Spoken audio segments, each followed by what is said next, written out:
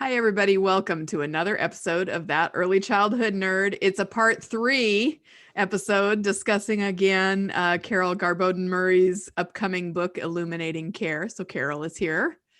And also we have Richard Cohen. And finally, we get Tiffany Pearsall in on the conversation. We've been trying to get her into the other episodes. And, I'm back. And she's here. Hey. So thanks so much for being here and for your flexibility and your stick-to-itiveness as we got this all planned. Thanks for waiting around for me to have a moment in my schedule. Anything for you, Tiffany. Tiffany, you were actually on the very first episode. You were my co-host on the very first episode. I was just talking about how we used to record a lot more together than we do now. We talked about Little Women. We did talk about Little Women, and I believe the second episode is when we decided we need to open a college. Yes, I think about that episode like once very quickly needing to open our own college. Okay, so but anyway, we're here to talk about Carol's book.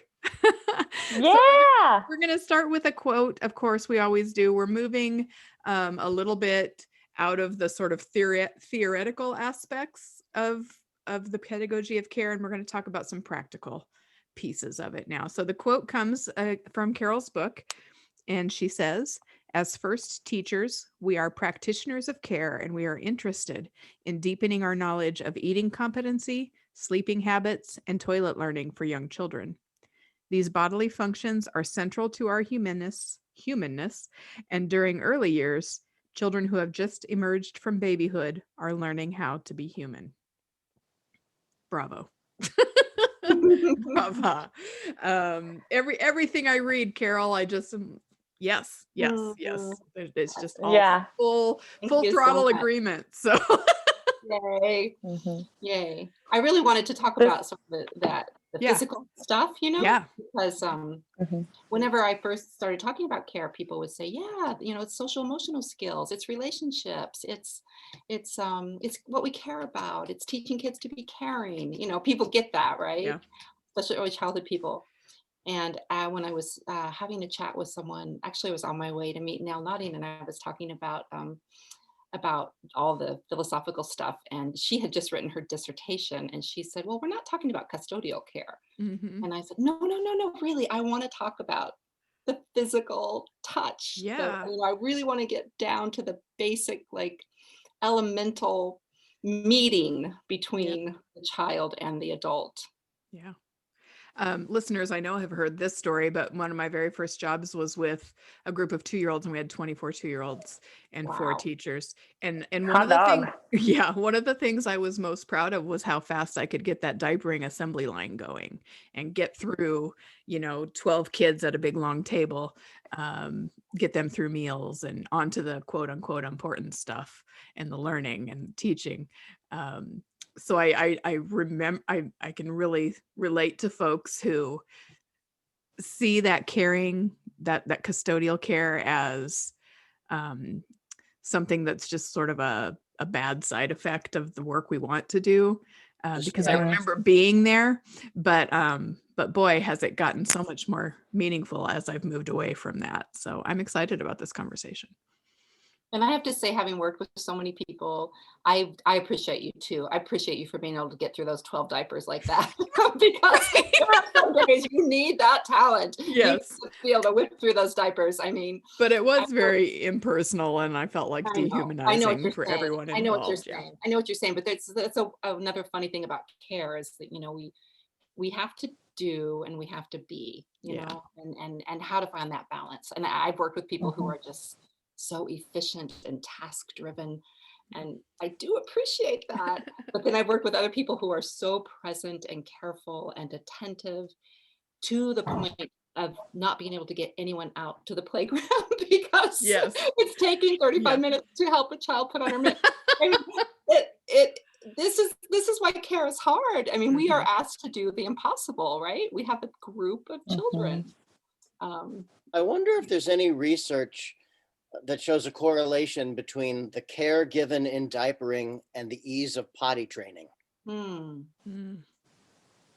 I have not seen that, but I'm going to look for it. I mean, it would seem to be. You would think. Yeah, sort of a logical, what word am I looking for? Somebody else? Well, that the progression. That was the word. Yeah. That the children who didn't have Heather for a teacher had an easier time potty training because they felt cared for. Yes, exactly. Yeah. I need to say that all those 2-year-olds are like 30 now. And in therapy. And in therapy because of me. And I would wonder, I wonder if this is why child-led potty training gets such a bad rep. Mm-hmm. And why parents try it and give up. Because if you haven't laid that foundation their entire life of having this caring, attentive exchange around the bathroom and around your own bodily excrement, then suddenly I'm asking you to make this huge step and just tell me that you're ready, but you don't even know what you're ready for. Mm-hmm. That's a good And like, point. how do you support someone in that situation where they don't know what being cared for in that way feels like? So then when they try to reach out, it's like, well, none of this feels good. And as a relationship, we're not good at this exchange yet, you know? That's a really good point. It reminds me of like the kids who are really kind of sassy and bold during mealtime. I don't like it. I don't want it. No, no, stay away from me. It's like, I think sometimes those kids haven't been respected. They have to be loud, right? They have to be loud and say, I'm serious. I don't like it. I don't want it on my plate, Right. So they have to live in this realm for weeks to get that base of trust. It's like, okay, you don't like it, you don't have to eat it. If you tell me no thanks, and we'll just set it on the other side of the table, maybe, and then we can start to have those conversations about, well, if you don't like something, you can just say no thanks. You can say I don't care for it. But like you said, Tiffany, they're not used to being supported in a relationship with their own body. Yeah. They've been told how much to eat and what they need to eat. So when they are given that opportunity to assert themselves, it feels uncomfortable. Yeah, and it makes me wonder how they've learned to receive care, and how suddenly we're attempting to give them care in this way that they haven't familiarized themselves with before. And so there's always that leap of faith in between when you're learning how a new child accepts care and teaching them how you give care. There's that period where it just is hard, man. Because they're doing these things that at home they get cared for in this certain way. When they reach out in these ways, and at school it's like, well, wait, you're actually responsible for your own body, and I'm going to show you care by hearing your voice and by making sure that the food presented is healthy and by teaching you how to trust your body. But it just, it's like they have to learn how to receive that care even. Yeah. Well, I was sitting here thinking about weaning and the process, the slow, gentle process that weaning should be. And there's a lot of reasons why we adults, especially parents and maybe moms, resist that journey toward independence. But it comes from a place of caring, that ability for us to move from someone who's dependent on us to facilitating their independence. And potty training is sort of the hallmark of that moment. Yeah, so we take that long journey, and then like Tiffany was saying, why it might be so difficult to understand child-led potty training is because it is a journey, and we, that what's coming at parents, there's so much information about, potty train your kid in 2 days, and so knowing, the child, I remember my kids, I want to wear underwear, and that lasted for 3 days, and then they were peeing on the floor, and then, it's a process, and then it didn't happen. In my family, it didn't happen overnight. It wasn't a big deal. I let them lead it, but it wasn't this magic, like some kids, we've seen it happen that way, right? Like, sometimes but for a lot of kids, it's not a journey, it's a cliff. Yeah. No, because the program's rule is in order to enter the preschool room, you have to be potty trained. Yep. And then so suddenly there's this cliff you have to jump off of instead of a slow journey that you take together with someone who cares about you and for you. Yeah, and it's another area where parents You've hit a have soapbox been for me. okay, well, hold on. Parents have been acculturated into seeing this as a competition, right? I'm a better parent if my child is potty trained earlier, or this is what parenting is. We teach them things, and someone told me it happened at 8 months old for me, so I'm way behind schedule, and that it's a hard stream to push against. It's a hard stream in potty training context. Never mind. Oh. It's hard to work against that, I guess I'll say. Pushing flowing against current. the stream. Never mind. Tiffany, say your soapbox thing. My soapbox is that if you are not allowing a preschooler in your classroom because they're not potty trained, that is simply blatant discrimination. Yes. When are we going to stop doing this crap? Sort of against the it. ADA, if you really look at the ADA. Yeah. But it's so common. But it is very common. So common. And I understand why, if you get too many kids in diapers in a preschool room at once, you simply don't have the hands to care for them at the best of the ability, at the best of your ability, at the level that they deserve to be cared for. Yeah, a lot of, I think the thinking is that when they are 3 now, they've moved into the 3-year-old room, and this is where the learning and the preschool happens. And we can't stop to change diapers, and we can't. So if I think this is another way that if we shift our thinking about those custodial care things, then there's less resistance, because we just see that this is also part of what they're learning from us and what we're learning from them, and what we're really here for. But if our focus is we've got this schedule to get through and these activities to get through, and I need my assistant teacher cutting things out so that I can be doing this over here, then of course you don't want to mess with diapers. Well, sometimes it's a function of licensing regulations. Oh yeah. Preschool classrooms don't have a changing table with a sink nearby. And, the building wasn't designed that way. Yeah. When I was a director of a preschool before doing what I do now, that rule was in place. And I had lots of conversations with the staff about looping and multi-age grouping. And looping and grouping. Yeah, they were all very excited about it until I had to break it to the preschool teachers that, okay, you haven't figured this detail out yet. It means that you're going to be changing some diapers in your preschool rooms. And they flipped out, and they were not happy about it. But I can tell you that partway into that school year, they came to me and they were like, this has been the most lovely experience, the chance to change those diapers. And I know I was so resistant, but this has really been such a lovely, intimate experience that I've never had as a preschool teacher. But we had to get over quite a hurdle to get there. And you get pretty good at changing those diapers standing up, right? When they're 3. Right. Yeah. You need all the accessories that you need when they're babies. So it's very doable in a bathroom. And most of my licensing people have been really understanding of that, especially when you bring up discrimination. I mean, yeah. And honestly, I don't know. I mean, I taught preschool for so many years. I can never think of a year that I didn't have at least someone who was, even if their parents told me they were potty trained, and their pants every day. Yes. So, and I'd much rather than poop in a pull-up and us have this conversation about like, I'm going to help you through this, than this shame of got to get a new pair of underwear and here's the stinky bag you got to take home. Like, let's just do the caring thing about it.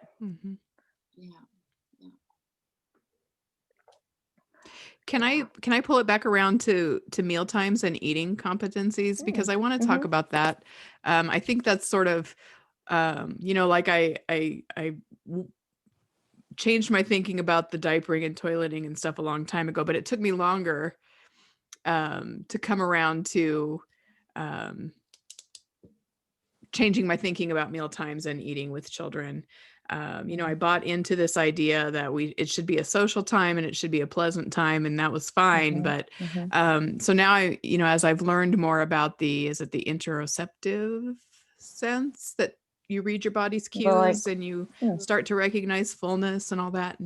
And so then that really changed expectations. I've never been a clean plate club person because I was a very picky eater and my son was a very picky eater, and I had to protect him a lot around that. But just this idea that we're teaching them that it's okay to trust their bodies in those times when they're full and they really aren't hungry, or they just don't, they have as much a right to not like a food as I do. But that's hard to see and do in an early childhood setting. It is hard. It is really hard for parents, I think, even harder than for teachers sometimes. And I remember the first time I started reading Ellen Satter. She's a great nutritionist. Her name's Ellen, Ellyn Satter. And she talked about food personalities and food sort of preferences and avoid approach kind of behaviors that were so innate, to the person, to the child. And I remember the introduction to her book, she just described one child is just can't wait for snack time. It's the first thing they ask you when they come to school. What are we having for snack today? And they're right over there setting the table with you, and they're humming through their food, and they're they're just like sensually loving every bite. And another child forgets to eat and doesn't want to eat and has to be corralled over, to sit at the snack table because they don't want to stop playing. And just that huge continuum, and thinking about how we all have such different personalities, and not just our sensory preferences, but we really do have true food personalities as well. And and I think it kind of we link back to the history of child rearing, which has been so ingrained in training, right? And not trusting that a child would have a true opinion, and that they're trying to manipulate us by not touching their soup or whatever, So that reading that introduction of her beautiful description of a little girl who just loved to eat and a little boy who wasn't interested at all, it's like, wow, we've seen those kids. We know those kids. And having that respect built into an understanding of sort of how that is going to link to this relationship that they're going to have with food for the rest of their lives. Yeah. And then I remember just after reading that book, having my ears sort of opened up to the way that we talked around food. Oh, I'm so disappointed you didn't try a bite, and or I'm so proud of you for eating everything, or all. Look how Tiffany's eating her broccoli. Tiffany, I really like how you're eating your broccoli.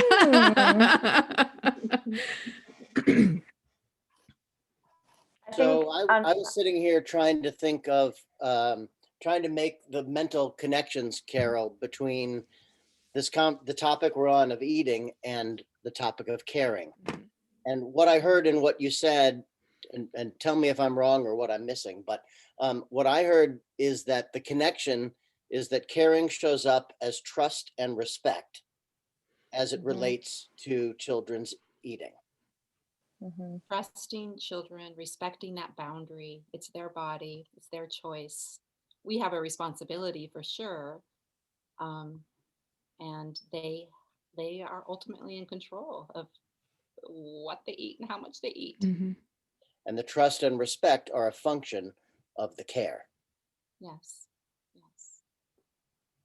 I also think food time is a lovely time to make children really make them feel seen beyond whether they want to eat a thing or not. I think, we know that Alice loves cornbread. So Alice is here. Oh, we want to make cornbread on Wednesday, but she's not here till Thursday. Let's make it for breakfast tomorrow so Alice can have some too. And all of that, all the language that goes along with that, and all of the bonding and peer development and just loving classroom environment can come from that too. From talking about food more beyond the "are you eating until you're full" conversation.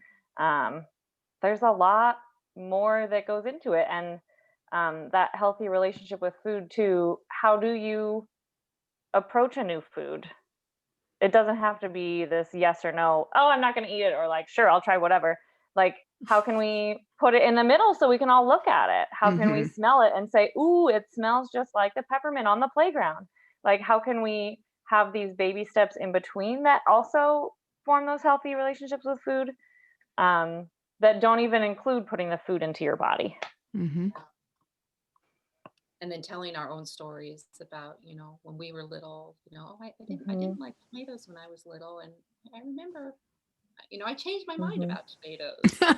And, I wonder, I remember when I met you, you were a baby, you didn't even have teeth, you couldn't even eat, so we have understandings of the kids, like you said, a child who likes cornbread, and you have these little bonding moments about who they are, to their relationship with food. One of my favorite food memories is that we had a little boy who I'll call Seth, who used to pretend to make banana bread out of everything in the whole classroom. He'd have stacks of train tracks, nana bread. He was just barely 2. And one day he put in a muffin tin full of wooden spools in the play kitchen, and then he went off to do a diaper change. And while he was gone, the kids were like, let's switch him for real banana bread. So we were going to have banana bread that day, so we put the real banana bread in the oven. Oh my God. So when he came back, he opened it and he was just like, banana bread! I made banana bread! And then we all sat and we set up a little restaurant, and we all sat and ate Sam's banana bread for snack. And I just, like, food can be fun like that. It doesn't have to be this power struggle every day. It can be celebrated. Love that. But it's like, as a teacher, you have to appreciate that the learning is happening there too. Absolutely. Like all the steps that went into that cute little thing we did for Seth, like, we all bonded and we set up a real restaurant and we got to eat together and have fun with it. And it wasn't, feet on the floor, drink all your milk, it's just us effortlessly eating together. One of my favorite food memories, oh my God, I love this so much. And I didn't, this was my private name for it. I didn't call it this in front of the kids, but it was called Bartender. Are you a grown-up in this story, or are you a child in this story? No, I'm a grown-up. Oh, okay. Okay. Yeah. And so one of my favorite things to do with the kids was play bartender, but we didn't call it that. Yeah, sure. And I had ketchup and mustard and jelly and soy sauce, and I don't even know what else. And then I had buckets of ice and water and a blender. And the kids would come up and pick whatever ingredients they wanted to mix together into their drink. And then we would make a chart of yummy or yucky, and they could ketchup and jelly don't work together. Oh my gosh. So much fun.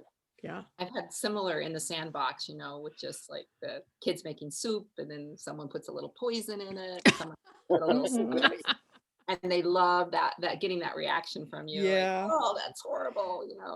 Here, Carol, I promise it's really good. I put your favorite. I put chocolate in it. Take a bite.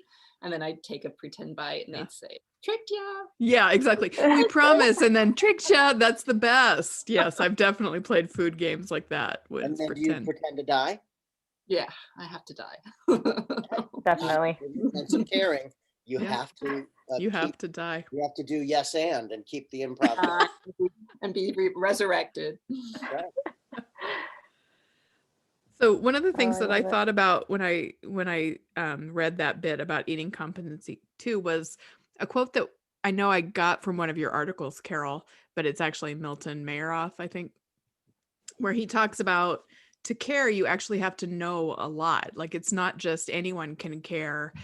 There's things you need to know about children to really care and provide care and meet those needs. And I think with food, we do tend to say, well, you just eat it or you don't, or it's healthy or it's not. But you have to know things like, how big a child's stomach is for that age, and how many times some kids need to be presented with a new food before they'll even be willing to try it. And stuff like long-term effects of bribing for eating. And so there's specialized knowledge. I think sometimes feel like people get defensive when I talk to them about, this whole caring versus learning dichotomy, because they feel like that caring stuff is nothing special. Like that's just stuff you do, but it can be very special if we're intentional about it in the way that you are advocating for in this book. Yeah.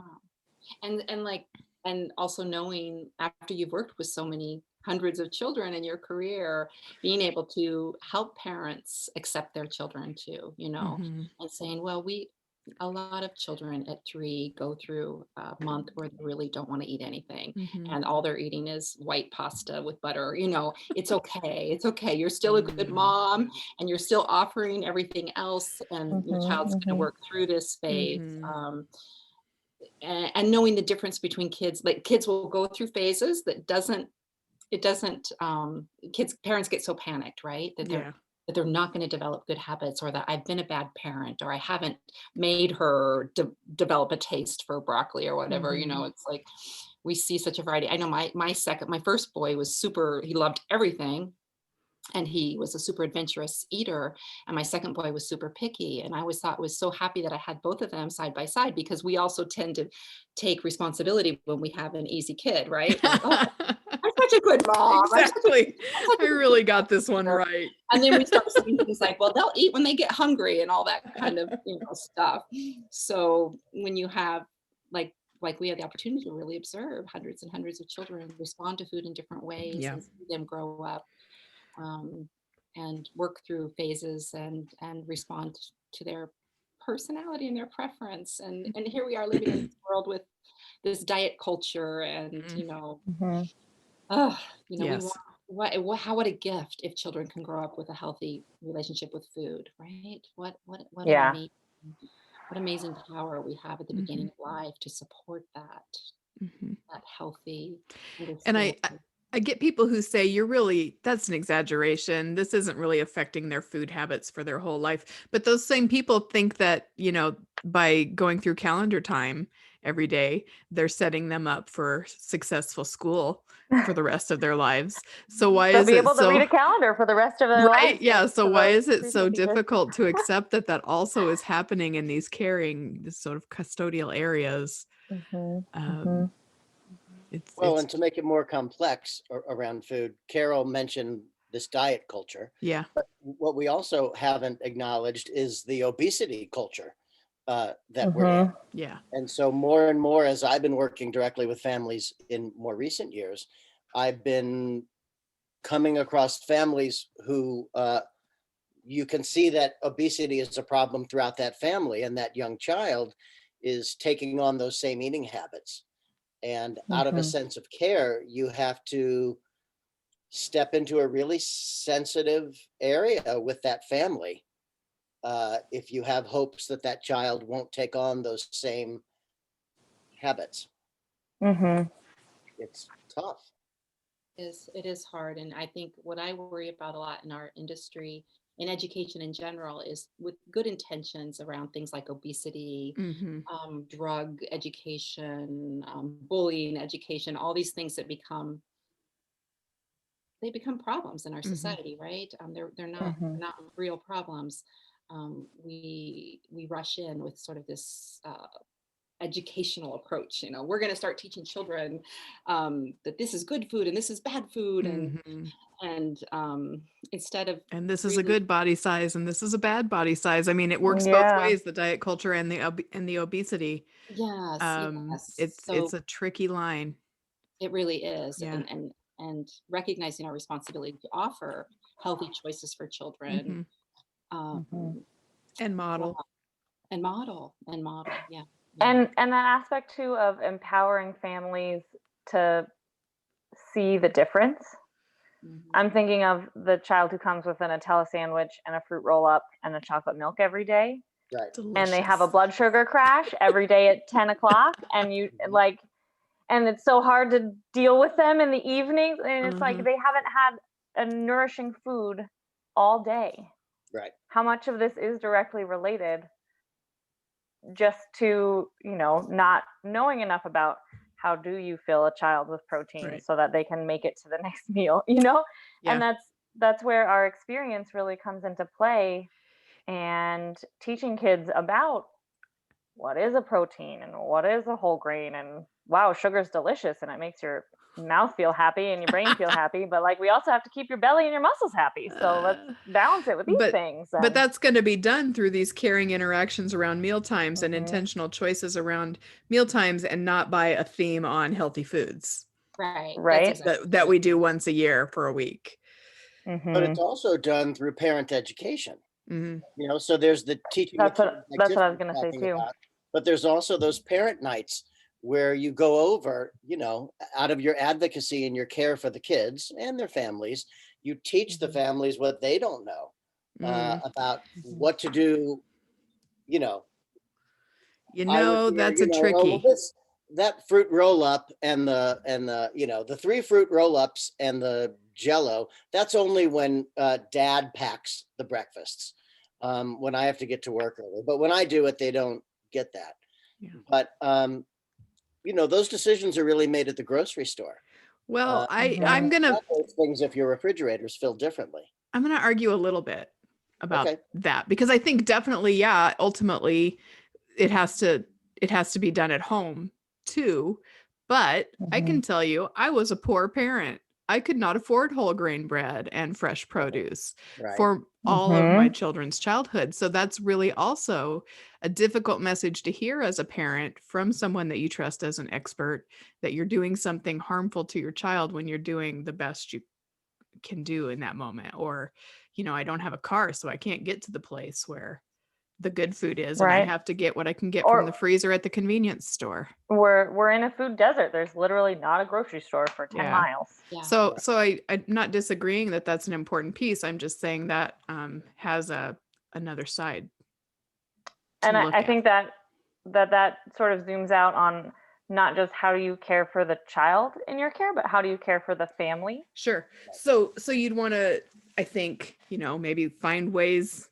These are the barriers I know some of my families might be facing. I really want to have this important talk with them, but I want to come to it prepared with some other options for them.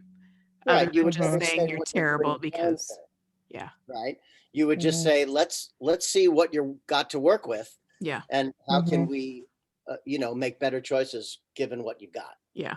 Well, when I had the opportunity to teach and direct in a community where there was a high level of poverty, the wonderful thing that I found was that we had the child care grant, and we had the money coming back to prepare meals for children. And so that became such a central part of our program, was preparing morning snack and preparing lunch together. And we weren't complete gatekeepers about sugar and things. We'd make cookies every now and then, but we'd also make soup, and we'd also make banana bread, and we'd also make pizza. And and the conversations then around with parents, we felt when the kids were in our care that they were getting a nutritious day, including a lot of outside time and healthy food, and the smell, and the food smelled good in the school. And we would be able to have parents in and have these conversations around food, and they would say, I can't believe she's eating cucumbers. I can't believe something about being a partner with parents and not trying too hard to change things that you can't change, and just recognizing how you can sort of create this school culture where they feel like they belong as well, where they can share recipes and you can be in the kitchen together, but it is really complicated. I feel the same. I was just thinking about it on the way to this talk.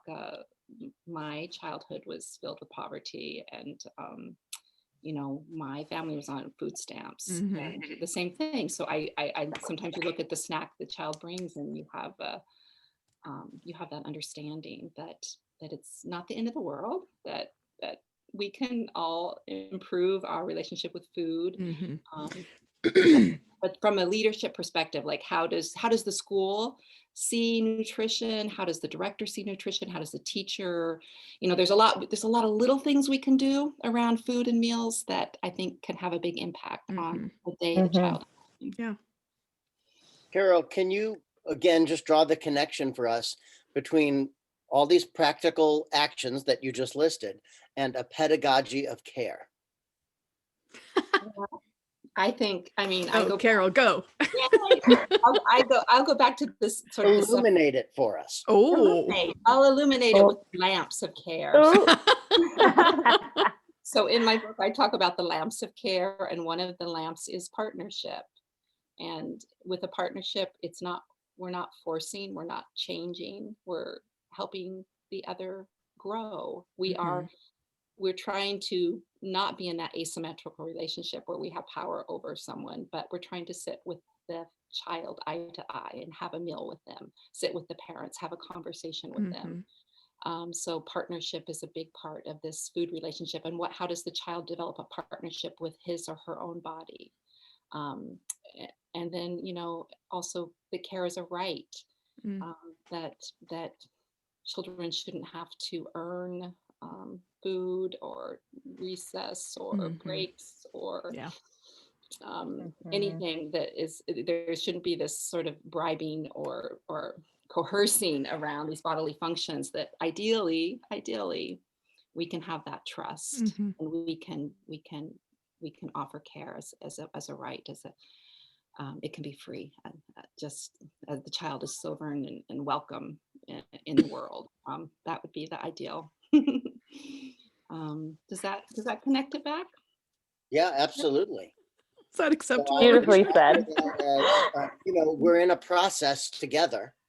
I see my job as us being in a process together versus my job is to churn you out as a certain product by the time you're done with me and move on to next year's teacher. And I think also respecting, the family culture around care can be so, like, if we are in a true partnership and we really are listening and intending to understand, we can gain so much respect for the family's way of being in the world. And I'm thinking of other cultures that actually teach children to accept care differently, like Indian families, or even some Latino families.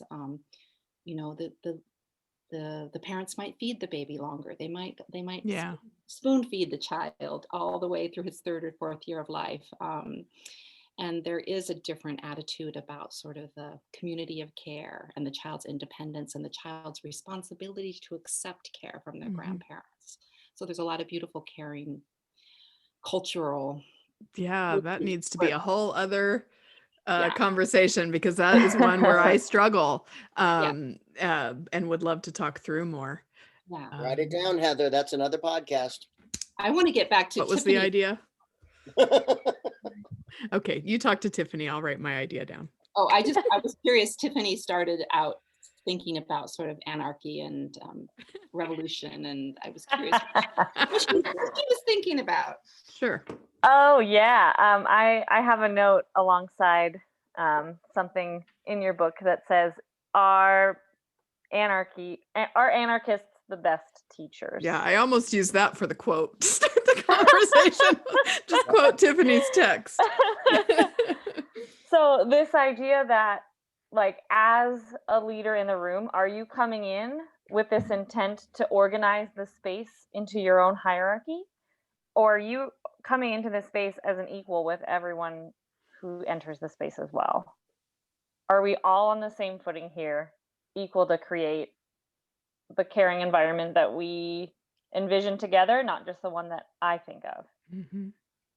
So how is that anarchic? We're all, each person enters as their own entity without any governing rules or preconceived notions of order. Which is and I think that's why, which is not the norm. Yeah. And I think that's why toddler teachers, when you go into a really good toddler room, those teachers are doing all of the care and they're doing all of the play and all of the teaching, because they're all the same thing. Those Mm-hmm. words are equal signs, not or. Mm-hmm. They're doing it on equal footing with their kids. And they see this greater good together, not a greater good for me as a teacher. Yeah. Is that not anarchy? Sounds Yes. like anarchy to me. And I think it also sign me up. It helps me think about how the care movement can be like part of this educational reform movement that is, and I think Richard says something about it. We're not preparing the kids to become little adults. We are with them now in the moment when they are 2 or 3 or 4. And so it moves us away from that futuristic goal of, okay, why are we preschool teachers? Why are we toddler teachers? Because we have to teach the future. We have to get these kids ready for college. It breaks us away from that. And what we see with some of the popular reform movements that have been, the national ones like No Child Left Behind and Race to the Top and, all that kind of stuff, is kids are treated like commodities, right? Mm-hmm. And we see the marginalized communities becoming more marginalized in these settings where Black and brown children are getting expelled from school because we're asking kids to do things that we know it's not good for them to do. It's not good for them to sit. It's not good for them to be deprived of care and play. These programs that we've set up by looking to the future are really, and placing care subordinate to education. They're lacking in reform and revolution. Yeah. That we need. The care is the unifier, the equalizer. If we really are meeting children and families where they are and not trying to change them and caring for them, then it means that we are going to allow people to have agency and direction, and we are not posing our direction upon them. So I think that there is some value in looking toward the future and having a goal in mind that children have thriving lives long after they've left us, that they're thriving adults, for example. But I think that the misnomer, is that the word I want to say? That the illogic is that some early childhood professionals think that the way to create those outcomes, those future outcomes, is to spend your time preparing children for that. But the truth is, the way to create a thriving adult is to make sure that they're thriving when they're young. And if you focus on thriving now, that's the greatest way of ensuring that they'll know how to thrive later. Yeah. You don't have to prepare them for anything. Yeah, it's stepping away from that whole preparedness mentality. Yeah. And it really strikes at the core of what is the point of educating our children. And there are lots of different philosophies on that note. So now I need you all to read Beyond Quality in Early Child Care, or Early Childhood Education. What's the subtitle? Languages of Evaluation. Ooh. By Peter Moss, that I'm just starting. And then we can have a whole sign me up conversation. Yeah. Well, that was amazing. I just sort of got lost there listening for a minute and forgot that this was a show and not just a coffee date. Just a really nerdy coffee date. Favorite people, yes, the best kind. So, and we didn't get to sleeping habits, which I am sorry that we didn't. Maybe we'll have to do a part 4 and talk about the sleeping piece of this, because that's another one that I think could be discussed, and that's huge, and is a really big piece of everybody's day. But thank you, the 3 of you, for being here today and talking with me. And I'm so glad, Tiffany, you had time today to do this. Yeah, thanks for waiting for me. And Carol, thanks for writing this incredible book. Right, I was just saying, for Carol for giving us all this you guys are great so great fodder. Yes.